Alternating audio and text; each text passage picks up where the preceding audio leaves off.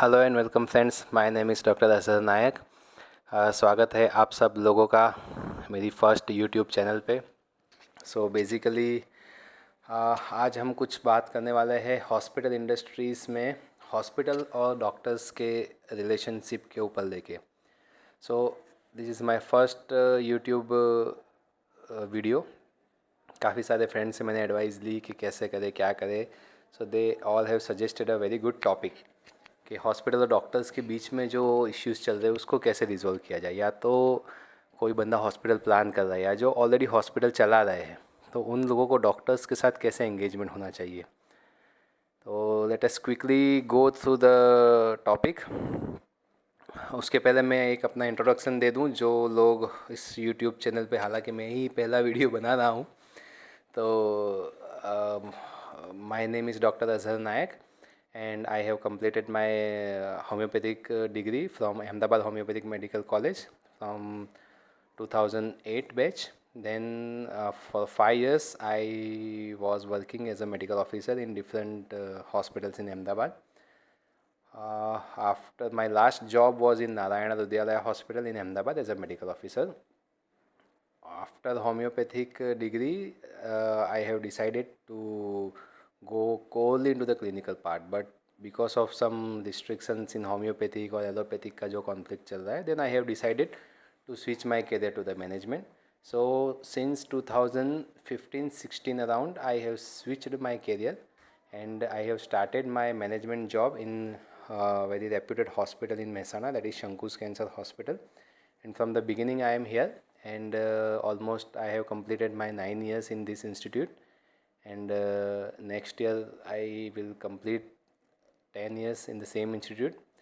So इस 10 सालों में हेल्थ केयर इंडस्ट्रीज़ में काफ़ी कुछ सीखा। अलग अलग स्टेट में मैंने काम किया है, आयुष्मान भारत से लगा के रूरल हॉस्पिटल्स कैसे चलाना है और गवर्नमेंट स्कीम में कैसे काम करना है। सो काफ़ी मज़ा आने वाला है आगे वाले लेक्चर्स में। तो अभी हम आज के टॉपिक पे कंसंट्रेट करते हैं कि हॉस्पिटल और डॉक्टर्स दोनों बोथ आर डिफरेंट एंटिटीज़। देखो, अगर आप, मैं इस वीडियो में ज़्यादातर अपना ही एक्सपीरियंस शेयर करूँगा और एकेडमिक और उसके लिए मीन्स आप देखोगे कि चैट जीपीटी डालोगे तो आपको सब कुछ मिल जाएगा, बट जो मेरा एक्सपीरियंस है, जो सीनियर हेल्थ केयर लीडर्स है, उन लोगों का एक्सपीरियंस आपको ये सब चीज़ों से नहीं मिलेगा। सो मेरा एक्सपीरियंस मैं आपको शेयर करूँगा कि हॉस्पिटल और डॉक्टर के बीच में रिलेशनशिप कैसे होने चाहिए, कैसे उसको बनाना पड़ता है एक्चुअली में। देखो, हॉस्पिटल एक अलग एंटिटी है और डॉक्टर एक अलग एंटिटी है। अगर आप हॉस्पिटल प्लान कर रहे हो तो बहुत ज़्यादा इम्पोर्टेंट है कि आपका हॉस्पिटल जियोग्राफिकली आप कहाँ पे सिचुएटेड है। सो ये आगे के जो मैं भी एडवाइस दूंगा वो हम एक स्पेसिफिक केस स्टडी को लेके हम करेंगे। तो हमारा आज का जो ये केस स्टडी रहेगा कि मैं या आप, कोई भी एक एज अ हॉस्पिटल ओनर जो नॉन मेडिको हो या मेडिको है बट रूरल हेल्थ केयर, उसको गांव में या टायर 2 सिटी में, गांव में भी नहीं बोलेंगे हम, tyre 2 city. So what is the meaning of tyre 2 city in this case? कि मेरा हॉस्पिटल अहमदाबाद, बड़ौदा, राजकोट, सूरत, मुंबई, ऐसी जो बड़ी बड़ी सिटीज़ है उससे 100 to 150 किलोमीटर या 200 किलोमीटर के रेडियस में मैं प्लान कर रहा हूँ। तो इस सिचुएशन के लिए ये जो आज का वीडियो होने वाला है वो बेस्ट है। अगर आप हॉस्पिटल ओनर हो या खुद डॉक्टर हो और हॉस्पिटल भी अपना भी चला रहे हो और उसी हॉस्पिटल को आपको ग्रो भी करना है, या तो आप कोई चैरिटेबल ट्रस्ट की हॉस्पिटल हो जिसको अपने हॉस्पिटल में आगे डॉक्टर्स के साथ एंगेजमेंट में छोटा मोटे इश्यूज़ आ रहे हैं, तो वो सब लोगों के लिए आज की वीडियोस बहुत ज़्यादा यूज़फुल होने वाली है। सो देखो दोस्तों, ज़्यादातर क्या होता है कि हॉस्पिटल में मेडिकल प्रॉब्लम्स की वजह से हॉस्पिटल फेल होते हैं, ऐसा कभी नहीं। कभी आपने ऐसा बहुत रेयर सुना होगा कि यार यहाँ पे तो वो पेशेंट मर गया, उसके बाद हॉस्पिटल चल ही नहीं रहा है। अरे सारे हॉस्पिटल में पेशेंट मरते, कौन सा हॉस्पिटल ऐसा है नहीं है कि जहाँ पे पेशेंट नहीं मरते। तो ज़्यादातर हॉस्पिटल जो सक्सेसफुल नहीं होते उसका रीज़न हॉस्पिटल एक तरफ होता है, मैनेजमेंट एक साइड होता है। मैंने अभी तक इतने 10 सालों का ये जो मेनली मैं बात करूँ तो अहमदाबाद के कुछ कॉरपोरेट कल्चर का, कि इधर मैनेजमेंट खड़ा है, इधर डॉक्टर्स खड़े, और दोनों कभी एक प्लेटफॉर्म पे होते नहीं। होते तो अभी बहुत रेयर केस में ऐसे कॉम्बिनेशन मिलते हैं। तो अगर आपको हॉस्पिटल और डॉक्टर्स के बीच में ये दीवार हटानी है, दोनों ही एक ही प्लेटफॉर्म पे काम करें, तो सबसे पहले कि देखो डॉक्टर्स एंगेजमेंट के मोटे मोटे दो मॉडल पकड़ लो, एक फुल टाइम मॉडल, एक विजिटिंग मॉडल। विजिटिंग मॉडल में डॉक्टर आएगा, अपना काम करेगा, चला जाएगा। अब वो डिपेंड्स, आप मेडिसिन स्पेशलिटी में बुला रहे हो तो मेडिसिन वाला आपके हिसाब से आएगा, ओपीडी देख के चला जाएगा। सर्जिकल में बुला रहे हो तो सर्जिकल वाला आएगा। अभी सर्जिकल में एक ट्विस्ट है, सर्जिकल में आपने उसको क्या एमओयू दिया है, सिर्फ ओपीडी देखने वाला दिया है या उसको यहाँ पे आके ऑपरेट भी करना है। ज़्यादातर ट्रस्ट के हॉस्पिटल में मैंने ये नोटिस किया है कि बाहर से डॉक्टर्स आते हैं, सुपर स्पेशलिस्ट डॉक्टर्स, 50 रुपया 100 रुपया ओपीडी फी रहती है, तो वो पेशेंट इतना ओपीडी अफोर्ड कर लेते हैं और फिर वहाँ से वो पेशेंट्स को वो डॉक्टर्स अपने प्राइवेट में लेके जाते हैं। तो उसको आराम से वो इनिशियल ज्वाइनिंग फ़ी इतनी ट्रस्ट के हॉस्पिटलों से नहीं लेते, बट पता है कि मुझे पेशेंट यहीं से मिलने वाले, तो वो पेशेंट फिर वो अपने प्राइवेट में अहमदाबाद या कहीं पे भी लेके जाएंगे। अभी इस चैनल को या इस मॉडल को आपको कैसे ब्रेक करना है, तो आप सबसे पहले डॉक्टर से यही एमओयू करो कि सर आप मेरा हॉस्पिटल का डिपार्टमेंट देखो, इसको एम्पावर करने के लिए मेरे को मेरा पेशेंट यहीं पे ट्रीट करना है, उसके लिए आपको जो भी बेसिक पैर मिनिमम रिक्वायरमेंट है आप मुझे दो, मैं यहाँ पे सेटअप करता हूँ। आप शुरुआत में भले ही 1-2 महीने आप लेके जाओ patient Ahmedabad, but long run पे हम इसी डिपार्टमेंट को यहाँ पे एस्टाब्लिश करेंगे। तो इससे ये फ़ायदा होगा कि डॉक्टर्स को भी एक आप में जेन्युइनिटी दिखेगी कि नहीं, इस बंदे को सच में हॉस्पिटल चलाना है, वो भी अपने एफर्ट देगा और आपका हॉस्पिटल एक लेवल पे आ गया। देखो एक सर्जिकल ब्रांच आपके हॉस्पिटल में रेडी होने से कितने फ़ायदे होते हैं। सबसे पहले आपका ओटी का स्टाफ ट्रेन होता है। एक आपने सर्जिकल यूनिट चालू कर दिया, इसका मतलब आप कोई भी मेजर सर्जरी के लिए रेडी हो। इमरजेंसी में कोई भी पेशेंट ऑपरेटिव आया तो you can operate that patient in your hospital. अभी एक जनरल सर्जरी डिपार्टमेंट काफ़ी सारी चीज़ों को कवर कर लेता है। धीरे धीरे आप ऑर्थोपेडिक में जाओ तो अपनों को एडवांस में नहीं जाना, बेसिक ऑर्थोपेडिक आप कर सकते हो, उसको कोई सिर्फ एक IITV मशीन ला दो तो आप आराम से अपना ऑर्थोपेडिक डिपार्टमेंट यूज़ कर सकते हो। तो सर्जिकल डिपार्टमेंट एक की इम्पोर्टेंट फैक्टर है आपके हॉस्पिटल को आगे ले जाने के लिए। कमिंग टू अवर टॉपिक, कि अगर आप कोई सर्जन के साथ एमओयू करते हो तो आपको इसी तरह एमओयू करना है कि सर आप यहीं पे काम करोगे। यहीं पे काम करोगे का मतलब क्या, यहीं पे आप मेरे पेशेंट, मेरे हॉस्पिटल की प्रीमाइसिस में जो पेशेंट आपने देखे हैं, आप उस पेशेंट को यहीं पे ऑपरेट करोगे। अगर आप अहमदाबाद लेके जाते हो कोई बात नहीं सर, लेके जाओ, बट आपको मुझे बताना रहेगा कि आपकी ओपीडी में आज मैंने 10 पेशेंट देखे, उसमें से 2 पेशेंट मैं अहमदाबाद में लेके जाऊँगा, ताकि ये ट्रांसपेरेंसी एक आपको मेंटेन रहेगी, ताकि डॉक्टर्स को भी कॉन्फिडेंट रहेगा और आपको भी उस पर कॉन्फिडेंस रहेगा कि हाँ ठीक है, ये डॉक्टर्स जो भी करता है मुझे बता के काम करता है। बट लॉन्ग रन पे आपका विज़न यही होना चाहिए कि ये हॉस्पिटल में ये ही डॉक्टर से मुझे काम करवाना है, यहीं पे काम करवाना है। अभी उसको टेक्निकल एमओयू में कैसे करना है, कैसे लॉक करना है, तो मैं अभी यूट्यूब पे तो आपको वो सब टर्म्स कंडीशन बता नहीं सकता, काफ़ी सारी कुछ चीज़ें कॉन्फिडेंशियल भी रहती है। तो you can have my contact number, आप मुझे व्हाट्सएप पे कनेक्ट करें, हम आपको I will guide you personally कि कैसे एमओयू बनाए, क्या बनाना है, आपको कुछ फॉर्मेट वगैरह चाहिए तो मैं हेल्प कर दूँगा। हालांकि ये सब फॉर्मेट ChatGPT पे अभी अवेलेबल रहते हैं, बट स्टिल अगर आपको कुछ कन्फ्यूज़न है, जैसे कि कुछ परसेंटेज शेयरिंग को लेके कि सर मेरा आयुष्मान भारत में है बट परसेंटेज शेयरिंग कैसे दूं, सर इसमें तो एनेस्थीसिया का निकाल दूंगा तो कुछ पैकेज में बचेगा नहीं, वो नहीं बचेगा। आयुष्मान भारत इतना इजी नहीं है जितना आप हम समझते हैं। तो if you need some guidance तो आई कैन हेल्प यू कि आपको कैसे आपके हॉस्पिटल में इस्टेब्लिश करना है, क्या करना है, क्योंकि हर हॉस्पिटल देखो हर हॉस्पिटल एक यूनिक हॉस्पिटल होता है अपने में। अभी आप उस यूनिक हॉस्पिटल में ए हॉस्पिटल में बी हॉस्पिटल की पॉलिसी में इम्प्लीमेंट नहीं कर सकता। हर हॉस्पिटल को अपनी एक कस्टमाइज पॉलिसी चाहिए, एक कस्टमाइज SOP चाहिए, उसी तरह उसको एक कस्टमाइज स्ट्रेटेजी चाहिए कि उसको कैसे चलाना है। तो if you need a customise strategy I can work with you and I can guide you. So coming to the next, ये हो गया हमारा सर्जिकल ब्रांच का। अभी सेम मेडिसिन ब्रांच में, तो मेडिसिन ब्रांच तो वेरी इजी। आपका अगर कोई मेडिसिन वाला डॉक्टर विजिटिंग में आता है, अभी मेडिसिन में विजिटिंग का मतलब क्या हुआ कि MD मेडिसिन को तो आप विजिटिंग पे बुलाओगे नहीं। MD मेडिसिन तो आपका बेसिक स्पेशलिटी हुआ, वो तो आपको फुल टाइम ही रखना है। अगर कोई हॉस्पिटल, अगर कोई 50 बेड या 100 बेड का हॉस्पिटल आजू बाजू रेडियस में है, तो देखो भैया बेसिक स्पेशलिटी तो आपके हॉस्पिटल में फुल टाइम ही आपको प्लान करना है। So what is the definition of basic speciality? MD medicine, MD paediatrician, gynaecologist, general surgeon, ये सारे बेसिक स्पेशलिटी में आ गए। अभी मेडिसिन में सुपर स्पेशलिटी, तो मेडिसिन में सुपर स्पेशलिटी वाला जैसे कि डीएम कोई ऑन्कोलॉजी, डीएम र्यूमेटोलॉजी, डीएम कार्डियोलॉजी, ये लोग कोई आपके हॉस्पिटल में आपको फुल टाइम मिलेंगे नहीं। मिलेंगे तो उनके लायक आपके पास इतना पेशेंट का वॉल्यूम नहीं होगा कि आप उनको डेली यूटिलाइज़ कर सको। इन लोगों के साथ आपको ऐसे एमओयू करना है। एज़ फॉर एग्जांपल र्यूमेटोलॉजिस्ट का मैक्सिमम रेवेन्यू आपको, अगर रेवेन्यू के हम पॉइंट ऑफ व्यू से देखते हैं, तो मैक्सिमम रेवेन्यू आपका मिलेगा मेडिसिन में से, इन्वेस्टिगेशन में से। तो उस डॉक्टर के साथ ऐसा एमओयू करो कि सर आपकी फ़ीस जो भी आप है हम उसमें शेयरिंग करेंगे। अपार्ट फ्रॉम दैट आप लैब, रेडियोलॉजी और फार्मेसी जितना भी आप करोगे आप मेरे यहीं से करोगे। परसेंटेज आप डिसाइड करो, आपको जितना परसेंटेज चाहिए हम उस पर काम करने के लिए एग्री है। Let the volume begins. एक बार आपके हॉस्पिटल में वॉल्यूम आएगा, देखो ये सारे पेशेंट्स एक क्लास पेशेंट होते हैं और एक एडवांस लेवल के पेशेंट होते हैं जो ऑलरेडी काफ़ी कुछ चीज़ें देख चुके हैं अहमदाबाद में और बड़े सिटीज़ में ये लोग घूम के आते हैं। तो ये सारे पेशेंट्स आपको ओपीडी बेस पे अच्छा रेवेन्यू करके देंगे। अभी कमिंग टू ऑन्कोलॉजी, तो ऑन्कोलॉजी तो मेरा कोर सब्जेक्ट है, इस पे तो हम काफ़ी आगे वीडियोस बनाने वाले हैं और अच्छी काफ़ी मज़ा आएगा आप लोगों को ऑन्कोलॉजी पे देखने के लिए। तो ऑन्कोलॉजिस्ट को आप 100% ओपीडी में बुला के ओरल ऑन्कोलॉजी आराम से प्लान कर सकते हो। Oral oncology in the sense oral chemotherapy. Oral chemotherapy में कोई आपको सेटअप की ज़रूरत नहीं है। डे केयर कीमोथेरापी, अगर आपके वहाँ पे मेडिसिन वाला कोई डॉक्टर है तो you can easily start a day care chemotherapy, उसमें डे केयर के प्रोटोकॉल वगैरह। तो ये जो भी आप एमओयू डॉक्टर से करते हो ना, प्लीज़ सिर्फ और सिर्फ ओपीडी के लिए मत करो। लॉन्ग टर्म आपका एमओयू का विज़न क्या होना चाहिए? नंबर 1 लॉन्ग टर्म एमओयू होगा।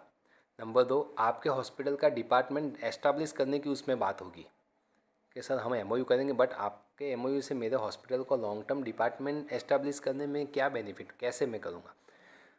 उससे क्या होगा कि इन केस अगर वो डॉक्टर को कोई भी रीज़न से, अच्छे रीज़न से छोड़ के जाना पड़ रहा है कि नहीं अभी मेरे को बहुत एम्स से कोई अच्छी पोस्ट ऑफर हुई है डायरेक्टर की, मुझे जाना पड़ेगा, तो उस पोजीशन में आपका एक बना बनाया डिपार्टमेंट है और आप एक मैच्योर हेल्थी वे में अलग हो रहे हो, तो वो डॉक्टर ही किसी अच्छे डॉक्टर को रिकमेंड करेगा और उस लेवल पे एक डिपार्टमेंट ऑलरेडी होगा। तो जब आप अलग हो रहे हो तो आप कॉन्फिडेंट हो गए कि मैं आराम से मेरा डिपार्टमेंट आगे बढ़ा सकता हूँ।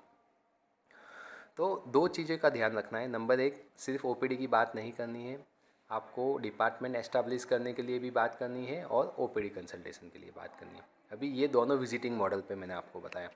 अब now coming to the full time model. तो देखो फुल टाइम मॉडल में कैसा है कि अगर आप 50-100 बेड का हॉस्पिटल है तो जो हमारे पास 3-4 बेसिक स्पेशलिटी है, as for example surgeon, physician, gynaec, paedia, ये 4 स्पेशलिटी ऐसी है कि आराम से आपका 50-100 बेड का हॉस्पिटल भर देगी। मगर ये चारों को अगर आपको या तो मिल नहीं रहे हैं या तो आप खुद ही डॉक्टर उसमें से एक स्पेशलिटी, जैसे कि आप खुद एमडी मेडिसिन हो और आपने 100 बेड का हॉस्पिटल बना दिया, अब अभी आप अकेले तो 100 बेड का चला नहीं पाओगे। तो ऐसे केस में आपके पास जो भी स्पेशलिटी अवेलेबल है उसकी करस्पॉन्डिंग स्पेशलिटी पे आप फोकस करो। एज़ फॉर एग्जांपल आप सर्जन हो, जनरल सर्जन, आपने 50-100 बेड का हॉस्पिटल बना दिया है, आप अकेले जनरल सर्जन तो 100 बेड भरोगे नहीं, तो अभी आप क्या करोगे? तो देखो आप एज अ सर्जन अपने आप को हॉस्पिटल से अलग रखो। Hospital is a different entity and you are a different entity. इसी तरह चैरिटेबल ट्रस्ट का कोई हॉस्पिटल है तो हॉस्पिटल का मैनेजमेंट ओनर्स एक अलग एंटिटी है, हॉस्पिटल एक अलग एंटिटी है। तो हॉस्पिटल को चलाने के लिए जो बेसिक कोर रूल्स है वो सेम ही रहेंगे, चाहे आप डॉक्टर हो चाहे आप नॉन मेडिक हो, आपको वो प्रोटोकॉल्स वो लॉज फॉलो करने ही पड़ेंगे, तभी जाके आपका हॉस्पिटल सर्टन ऑक्यूपेंसी पे आएगा। अदरवाइज़ आप उतने में ही खेलते रहोगे आपके अपने वॉल्यूम के हिसाब से। So let us quickly go to the same situation. So if you are a surgeon and you have 100 bedded hospital, तो आपको क्या करना है? सो बेसिकली आपको सर्जिकल ब्रांच पे ही फोकस करना चाहिए। You should go full fledgedly. आपके आपके तो ऑलरेडी नेटवर्क में काफ़ी सारे डॉक्टर्स होंगे, तो आप सबसे पहले आपके हॉस्पिटल में सर्जिकल में एक जो सबसे अच्छी ब्रांच है जो आप फुल टाइम प्लान कर सकते हो सुपर स्पेशलिटी में, आप अपने आप को एज ए सर्जन के तौर पे रखो, but higher a super specialist. तो इजी स्टार्ट करने में आपको डॉक्टर भी इजीली मिल जाएंगे, उसको इतना सेटअप की भी ज़रूरत नहीं पड़ेगी। तो मेरे एक्सपीरियंस के हिसाब से आपको एक यूरोलॉजी स्टार्ट करना चाहिए। स्टोन वगैरह के पेशेंट्स बहुत कॉमन रहते हैं और हर इंडिया के ऑलमोस्ट हर बेल्ट पे ये पेशेंट आपको मिल जाएंगे, जो आपको अच्छा रेवेन्यू भी देगा और इनफ नंबर ऑफ़ पेशेंट्स भी मिल जाएंगे आपको। एक छोटा सा डायलिसिस मशीन का सेटअप भी आप डाल सकते हो उसके साथ में। और यूरोलॉजी ब्रांच ऐसी है कि अगर आप आयुष्मान भारत में एम्पेनलमेंट हो तो this is the second highest field in Ayushman Bharat which is giving a good number of revenue also and good number of return also. तो एक आपको यूरोलॉजी फोकस करना चाहिए। सेकंड मेरा रिकमेंडेशन रहेगा आपको ऑन्कोलॉजी के लिए, सर्जिकल ऑन्कोलॉजी के लिए। हालांकि ऑन्कोलॉजी को पूरा सेटअप चाहिए, मेडिकल, सर्जिकल, रेडिएशन, अगर 3 कॉम्प्रहेंसिव आपके पास यूनिट है तो this is the best option for this scenario जो अभी का ट्रेंड चल रहा है उसके लिए। अगर आपके पास नहीं है तो still you can hire a oncologist, वहाँ पे आप अच्छी सर्जिकल ऑन्कोलॉजी की प्रैक्टिस बिल्ड कर सकते हो। मेडिकल ऑन्कोलॉजिस्ट को आप विजिटिंग में हफ्ते में 1 या 2 बार बुला के आपका ऑन्कोलॉजी यूनिट चला सकते हो। तो अभी कमिंग टू द एमओयू वाला पार्ट, तो अभी आपको यूरोलॉजिस्ट को बुलाना है, ऑन्कोलॉजिस्ट को बुलाना है, तो आपको एमओयू कैसे करना है। तो देखो, उसको बांधने की ट्राई मत करो। आपके दिमाग में ये नहीं होना चाहिए कि मैं इसको यहीं पे कराऊंगा, यहीं पे करेगा, यहीं पे नहीं, बिल्कुल नहीं। उसको थोड़ा फ्रीडम दो कि भाई यूरोलॉजिस्ट है, आप आओ, एक काम करो, आप अपन फुल टाइम काम करेंगे, आपके लिए ये आपका हॉस्पिटल है। 100 बेड का हॉस्पिटल मैंने आपको बना के दिया है, आपको इसको चलाना है। अभी आपको क्या चाहिए, आप सुबह यहाँ बैठो, पेशेंट नहीं है, चलो आप हफ्ते में हम एक काम करते हैं, एवरी वेडनेसडे हम इस डायरेक्शन में 50-100 किलोमीटर आगे जाएंगे, ओपीडी करेंगे। इस डायरेक्शन में हर ऑल्टरनेट वेडनेसडे, हर ऑल्टरनेट वीकेंड पे हम लोग इधर उधर कहीं जाके हफ्ते में 3-4 ओपीडी करेंगे अलग अलग जगह के। उससे क्या होगा, आपका उस एरिया में पेनिट्रेशन बढ़ेगा, आपका डॉक्टर भी बिजी हो जाएगा, उसको भी इंटरेस्ट रहेगा, उसको भी नए नए पेशेंट देखने मिलेंगे और उसका फुटफॉल आपको आपके हॉस्पिटल में मिलेगा। नंबर 2, इवनिंग में अगर वो कहीं फ्री है तो इधर छोटे मोटे कोई चैरिटेबल ट्रस्ट में जाके वो अपने आप ओपीडी कर सकता है, बट वो आपके हॉस्पिटल के थ्रू ही आपको भेजो। और एक फ़िक्स अमाउंट इतना दो ताकि उसको रिस्पेक्टेबल सैलरी मिले। आपका बजट उस तरीके से बना लो कि मेरे को इसको 6-8 महीने तक एक बेसिक सैलरी तो देनी ही चाहिए। जो उसको अहमदाबाद में ऑफ़र हो रही है सैलरी, उसके आजू बाजू भी आप थोड़ा दोगे तो he can easily attach with you. और फिर रेवेन्यू शेयरिंग पहले से उसको बोल दो कि भाई 6 महीने तक हमारा ये रहेगा, 6 महीने तक मैं आपको सपोर्ट करूँगा, 6 महीने में आप आपका वॉल्यूम इतना बिल्ड कर लो ताकि हम लोग आगे वेरिएबल पे में चले जाएं। तो वेरिएबल पे में आपका ड्रग कंज्यूमेबल का जो भी आपका खर्चा निकाल के जो बचता है उस पर आप जो भी परसेंटेज करना चाहो कर सकते हो। अगर आपको इस सब्जेक्ट या इस टॉपिक पे भी कुछ डिटेल में इंफॉर्मेशन चाहिए तो I can share the detail MOU and everything with you. आप इस नंबर पे मुझे कांटेक्ट कर सकते हो। So coming to the full time model पे, तो ये रहा, ये मैंने आपको बताया कि एक सर्जन जिसको कोई और सर्जन को बुलाना है तो फुल टाइम मॉडल पे वो इस तरीके से बुला सकता है।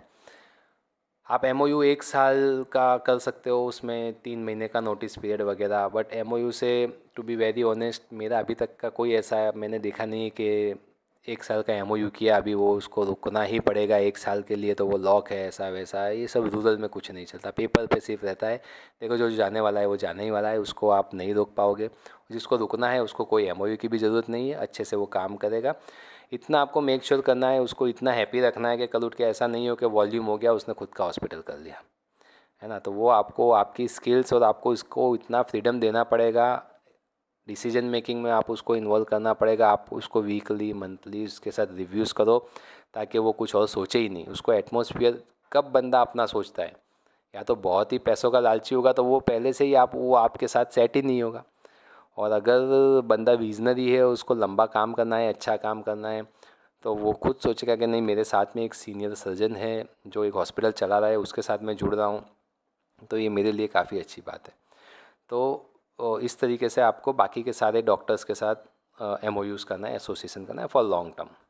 अभी नेक्स्ट आ गए हम विजिटिंग मॉडल पे। अभी आपको लग रहा है कि नहीं, मेरे को फुल टाइम नहीं रखना, विजिटिंग में रखना है। तो अगर आपके एरिया में ऑलरेडी एस्टेब्लिश हॉस्पिटल्स है जो यूरोलॉजी फुल टाइम कर रही है, तो उसमें आपका विजिटिंग वाला मॉडल नहीं चलेगा। अगर आपके एरिया में कोई हॉस्पिटल है मगर यूरोलॉजी कोई भी नहीं कर रहा है, तो वहाँ पे आप विजिटिंग से स्टार्ट कर सकते हो। So what is the definition of visiting? हफ्ते में 2 बार आप आओ। हफ्ते में 1 बार आओगे तो उससे कोई ज़्यादा इतना इफेक्टिव नहीं रहेगा, डिपेंड्स ऑन वो, बट प्रीफरेबली आप ट्राई करो कि हफ्ते में 2 बार बुलाओ।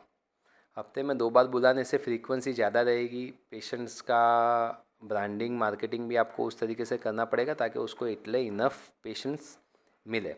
हफ्ते में 2 बार से वॉल्यूम बढ़ेगा। अगर जब भी आप विजिटिंग में किसी को प्लान करते हो तो आपका पहला वर्ड यही रहना चाहिए कि सर मेरे को रिक्वायरमेंट आगे जाके कभी बढ़ेगी, तो इन केस उस सिचुएशन में मुझे तीसरा दिन ऐड करना है, चौथा दिन ऐड करना है, तो हम क्या करेंगे? तो first right of refusal is with you only. मैं सबसे पहले आप ही को अप्रोच करूँगा। अगर आप मना करोगे तब मैं दूसरा बंदा लेके आऊँगा, ताकि उसको जॉइनिंग के पहले से ही क्लैरिटी हो कि हाँ मुझे यहाँ पे आगे बढ़ना है या मैं 2 दिन तक ही रखूँगा।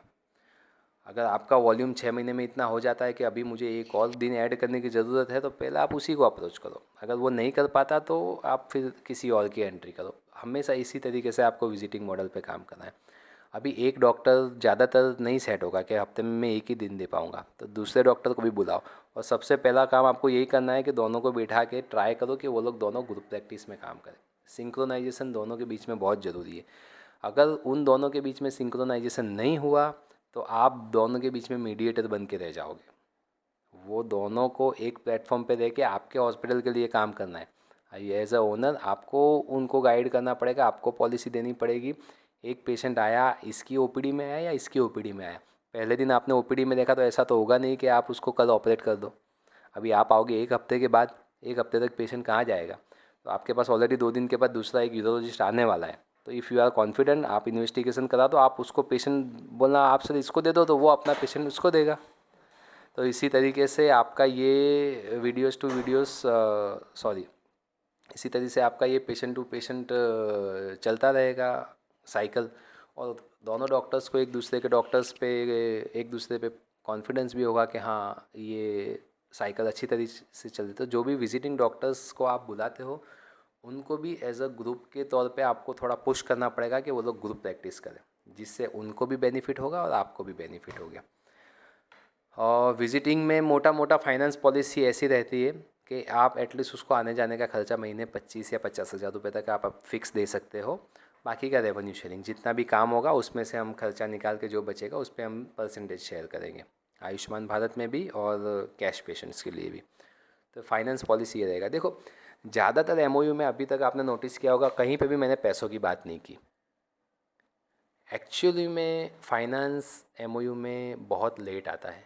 अगर आता भी है तो शुरुआत में डॉक्टर्स रिक्जिक करते हैं, नहीं इतना तो लूँगा, इतना तो लूँगा, इतना तो लूँगा। वो जितने मांगते हैं मार्केट के हिसाब से आप थोड़ा स्टडी करो उनको। हो सके तो बहुत ज़्यादा नेगोशिएट की ट्राई मत करो, उनको बांधो ये सब चीज़ों पे, ओनरशिप पे। और ओनरशिप को एग्जीक्यूशन कैसे करवाना है वो आपको देखना पड़ेगा। आपने किसी डॉक्टर को 1 लाख रुपए या 50 हज़ार रुपये दे दिए, आपने सिर्फ वो डॉक्टर्स की सर्विस स्टार्ट किया है। अभी उसको ओनरशिप खरीदने के लिए आपको आपके एफर्ट्स डालने पड़ेंगे। पैसों से कभी ओनरशिप नहीं आती। जितनी बार वो आता है आप उससे मिलो, उसके फीडबैक्स लो, आपकी मार्केटिंग स्ट्रेटेजी उससे डिस्कस करो, उसके फीडबैक पे एक्चुअली काम करो कि हाँ इसने ये बोला है तो मुझे इसको ये करके देना है अगले हफ्ते तक। ये सब चीज़ें ही आपके डॉक्टर्स का कॉन्फिडेंस आप में बढ़ाता है और तभी डॉक्टर्स किसी इंस्टीट्यूट के लिए काम करते हैं। अदरवाइज़ कोई डॉक्टर आएगा क्या मुझे 50 हज़ार मिल रहे हैं ना, ठीक है एक दिन जाके आता हूँ, बाकी पेशेंट देखा नहीं देखा, उनको नहीं पड़ी तो फिर मेरे को क्यों पड़ी होगी। ज़्यादातर चैरिटेबल ट्रस्ट के हॉस्पिटल में यही होता है कि हॉस्पिटल ट्रस्ट वालों को चलाना ही नहीं आता, उनको नहीं पड़ी तो मेरे को, मैं क्यों इतना लूँ। तो ये मेरी हम्बल रिक्वेस्ट है प्राइवेट हॉस्पिटल ओनर्स से भी और चैरिटेबल ट्रस्ट के ओनर्स से भी कि आपके डॉक्टर्स की ओनरशिप खरीदो। पैसे दे के डॉक्टर्स तो कोई भी आ जाएगा आपको, बट ये ओनरशिप है वो आपको आपका पसीना मिलाना पड़ेगा उसमें, तब जाके आपको उसके फ्रूट्स मिलेंगे। ऐसे ही सिर्फ किसी के साथ फाइनेंस एमओयू करके आपको डॉक्टर्स नहीं मिलेंगे। तो ये मोटा मोटा मैंने आपको बता दिया विजिटिंग डॉक्टर्स के बारे में। तो एक होता है फुल टाइम, एक होता है विजिटिंग, बस इसी तरीके से आप डॉक्टर्स के साथ एंगेजमेंट कर सकते हो। बाकी तो ऐसे इसमें बहुत सारे मॉडल्स है, बहुत सारे टॉपिक पे हम बात भी कर सकते हैं। डिटेल में जाएंगे तो सर कॉन्फ्लिक्ट हुआ तो कैसे रिजॉल्व करें, अभी ये डॉक्टर्स के साथ इधर फंस गया हूँ, कुछ केस स्पेसिफिक भी रहते हैं। तो अगर if you need any special case के इसमें कैसे करें सर मैं यहाँ अटक गया हूँ, तो you can contact me at any point of time.